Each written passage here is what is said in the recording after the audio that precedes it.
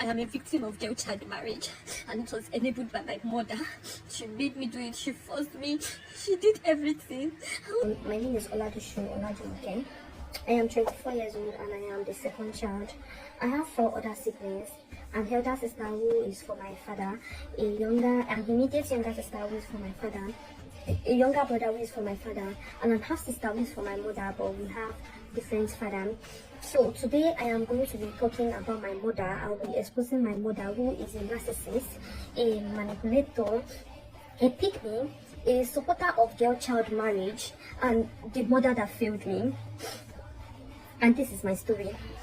This is going to be a very long video, probably in 2 or 3 parts, because I'll be attaching some voice notes and video as evidence as I am talking. So this is my story. 2015, when I was 14 years old, my parents got divorced. But before the divorce, we were all living at Ibadan, where my mom was a nurse and my dad was a trader. He sells shoes and bags. He would travel to Cotonou to buy them and resell at Ibadan. So unfortunately, that year, my father had issue with custom where they seized his goods and he got into debt.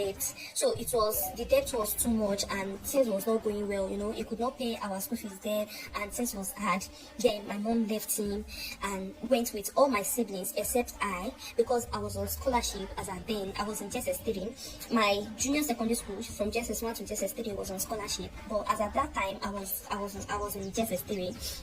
So I could not follow them. I was with my father at Ibadan. After my JSS3, my dad suggested I go to my mom's hometown to go and meet my siblings. So we are not going to grow up apart and live apart. So I left my dad at Ibadan and I came to meet my siblings. And that was where the whole sad story started from.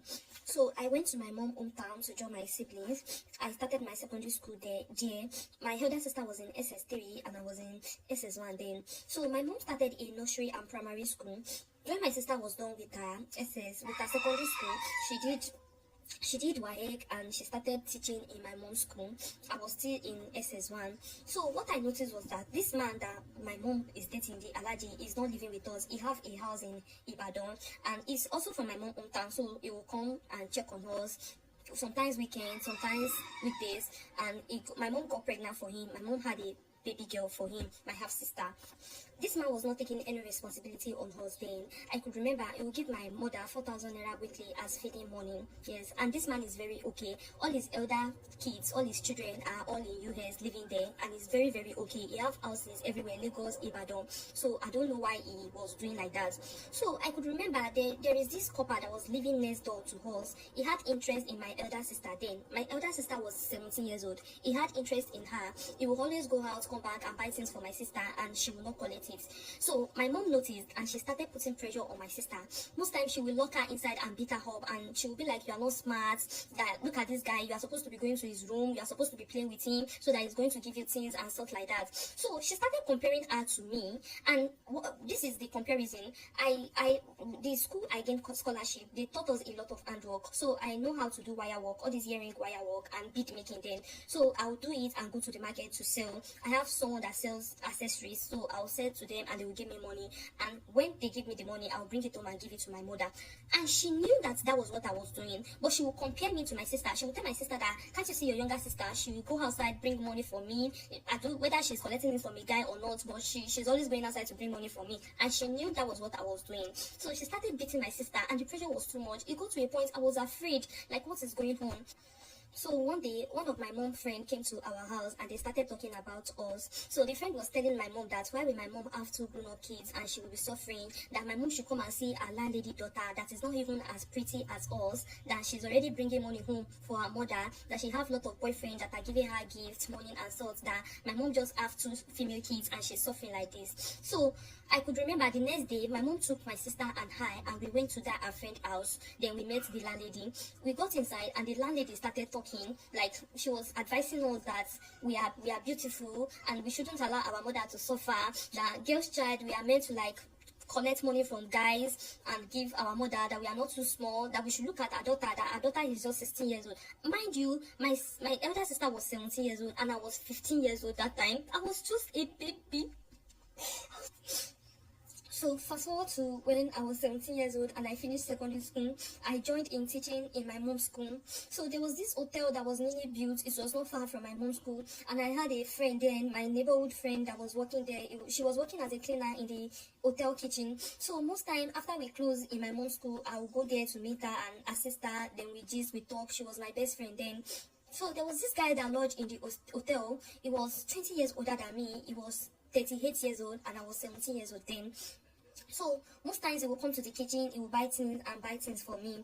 Then he started asking me out, and when I noticed that he was asking me out, I stopped going to the hotel, and he didn't see me for like a while, I think 2 to 3 days, and he decided to ask about me and traced me to my mom's school. So that day I was in the class teaching when I heard his voice, and I came outside. I saw he was talking with my mom in my mom's office. I was so scared and afraid because I thought maybe after their discussion my mom is going to call me and scold me and ask me why I have been going to the hotel and such, but that was not what happened. So after their discussion and everything, my mom didn't call me, she didn't say anything, and I was surprised. In fact, I even got more scared, thinking that maybe if we get home I'll be in problem and stuff like that. So school closed that day and we got home. So what I noticed was that she went out and she came back with a friend, a friend that came the other time with the landlady. They came and she sent my siblings away. Then it was remaining only her and my mom, a friend, and the landlady. So the three of them sat down in the sitting room and they called me. Then they started talking. They were like, a guy came to meet my mom that he likes me and stuff like that, but the guy said I have been avoiding him and I have been telling him that I am not ready for that and this. So all of them, they started talking. They were telling me that maybe I am the one that is going to remove my family in poverty, that this guy is rich, this guy has money, that why am I doing like that, that I am not too small, that girls of my age, that there are girls of my age that already gave birth. I was so 17 years old. So after they finished talking, in fact, my mom knelt down. She knelt down. She was begging me that I should please accept for this guy, that he's going to take care of us, that he has money and he promised to sponsor my school and everything. So that day, my mom sent me away that I should not sleep at home, that I should go and meet this guy. She sent me away and I left home to meet this guy. So I went to meet this guy at the hotel, and my mom would always encourage me to go and meet him. He would give me money, I would bring it home. Then we started dating. And this Alhaji, my mom's husband, he knows everything about it, and he was in support of it. He didn't say anything, he didn't say nothing. So then my mom denied access of us to my father because we changed environments. My dad did not know where we were. He was looking for us and stuff like that. Then I think my dad left Ibadan. I went that he wants to move to Ibadan. He wants to be living at Ibadan and he wants me to move in with him. So he told my mom and my mom agreed. So when I heard he was going to Ibadan, I was very happy because I knew we came from Ibadan, and I am going to get my dad number. I'll go to where we used to live and ask people around, maybe I could get my dad number. Then we left my mom hometown and we went to Ibadan. He rented an apartment and we were living there. So I started learning makeup. And most night when I go to work, when I close at work, I will try to go to our hood area to get my dad number. But unfortunately, I could not get it. So I could not get my dad number, and I was just living the life like that. I was learning makeup, and most times if I go to work and I come back, I will see signs that this guy has brought a lady home. Sometimes my clothes will not be in the wardrobe. Sometimes he will hide them. Things like that, sha. And sometimes I will check his phone and I will see that a lady was really there. And sometimes if I ask him that what is going on, he is going to beat me up. Most times he beats me up. So my mom put a lot of responsibility on me. She was paying cooperative then, and maybe I think it was every Tuesday, maybe like 10K, and she put that responsibility on me. So it was my duty that every Wednesday and every Tuesday I have to send her 10K. So apparently all the money I was seeing with this guy, if I go out, if I'm going to work, transport fare and everything, I will save them, and every Tuesday I will be sending her money for her to pay for the cooperative, and I was just living the life like that. So it got to a point, this guy noticed I was not pregnant. Then he called my mom and he complained and everything. He said he's getting old and he wants to have children. Then my mom called me and asked me to come home. Then I came home and she was like, she took me to a doctor. She took me to an hospital. She took me to a doctor. The doctor too is a woman. She's a female. and they said she did some tests and she said it was too much of. So the doctor said it was too much of germs and death, that they are going to do evacuation for me. They are going to, like, it's like evacuation is like cleansing of womb or stuff like that. So they did it. It was the same process with abortion. The same process with abortion. So it's just like packing out dirty blood that is blocking the womb and everything. So mind you, I was 18 years old then. I was 18 years old. So after the evacuation and everything, I went back to Ibadan and I got pregnant. So when I was pregnant, this guy would be drunk. He would beat me. This man found out I was pregnant. He would beat me up and do all sorts of things. Then I'll call my mom and I will complain to her. I'll tell her this is what is happening. My mom would tell me that what did I do for him to beat me, and I should calm down, I should be a good girl and stuff like that. So this guy will always abuse me.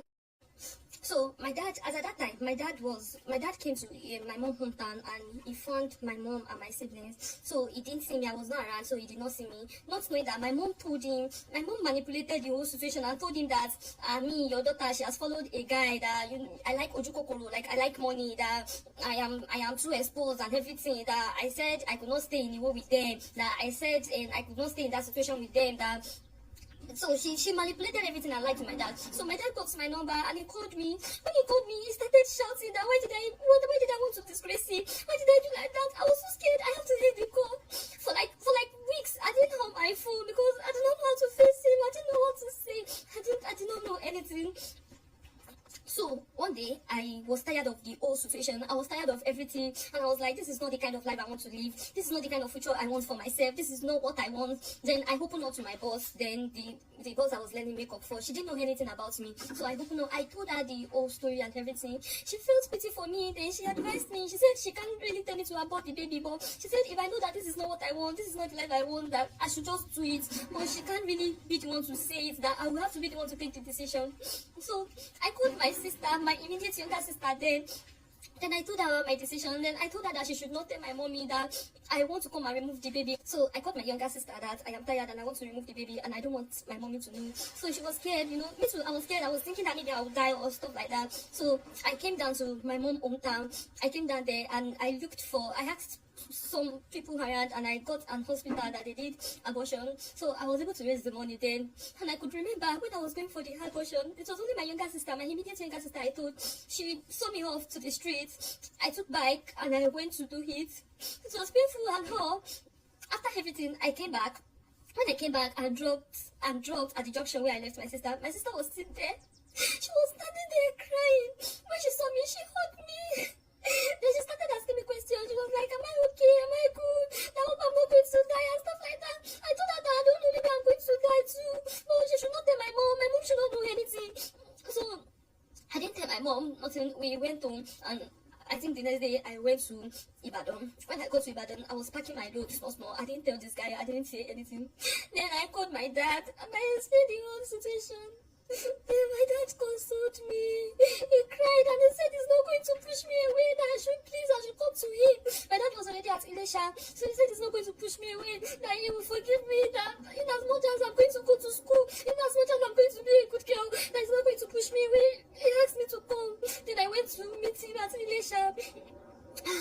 So my mom got mad. She was mad and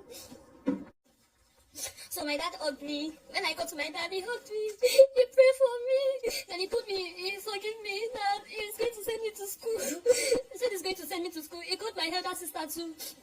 My elder sister and all of us, we went to meet him at Ilesha. Then I wrote JAB, my sister wrote JAB, and I gained admission to EXU. I went to school. My sister gained admission to a private nursing school. And my dad promised us that he's going to stay by us, that he's going to pay for our school fees and everything, which he did. So my dad paid for my school fees, my sister's school fees. It was paying for the fee, but sometimes it would send us pocket money, but as a student, it's not always enough. So I do a lot of work. I did memory. I was doing my makeup. I was selling food. I sold interior. I did a lot of stuff to survive in school. So my dad was paying for our school fees, and it was so hard on him. In fact, most times, not even most times, I think I knew my dad with just 3 clothes. Just 3 clothes. And he will make sure he send our school fees to us and do all sorts of things. My dad will work his ass off. He will come in the morning, pray for me. I could remember remember then when I was 100 level, whenever I'm hungry, if I call my mom and I'll be like, I'm hungry, please send me 1K, my mom would tell me that she's not the one that sent me to school. This is, I will attach a video evidence now where she was saying that she didn't send me to school and it was my dad that sent me to school and I went to do her show. So you are not capable. Bàbá rẹ ló ti ọyọ. Ọwọ́ lọ ṣaṣẹ́wó ní school. Ọwọ́ lé mi, èmi ni mo. Ṣé mo ti ọ lọ school? I kept on saying.